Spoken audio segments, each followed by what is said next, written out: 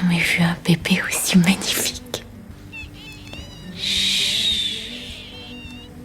Ça va aller.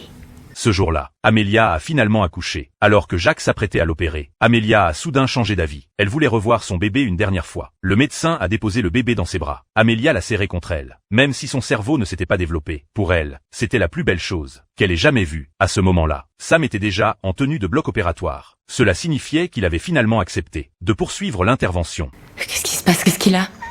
Il est en détresse respiratoire. Non, pas tout de suite. Je suis pas prête. Tu as le droit de changer d'avis. Et de faire don des organes du bébé. Sam et l'équipe médicale sont entrés dans la pièce. Amélia leur a présenté son enfant. Pendant ce court instant, le bébé a eu du mal à respirer et a poussé de faibles petits cris, même sans cerveau fonctionnel. Amélia venait à peine de faire sa connaissance. Elle n'était pas prête à lui dire adieu. Jacques lui a expliqué que si elle changeait d'avis, elle pouvait encore décider de garder son bébé. Mais si elle confirmait le don d'organes, il devait poursuivre. L'opération a alors commencé. Après un dernier adieu, Amélia a confié son bébé à Addison. Lorsque le cœur du bébé a été prélevé, sa courte vie a pris fin. On devrait le dire à Amélia. On va rester le temps. C'est bon, je m'occupe de lui. Après l'intervention, Addison était dévastée. Elle savait à quel point Amélia aimait son bébé. Quand elle avait 12 ans, elle était obsédée par les licornes parce qu'elles sont magiques, qu'elles font de grandes choses.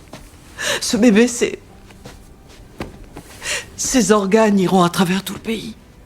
Ils feront de grandes choses, c'est magique,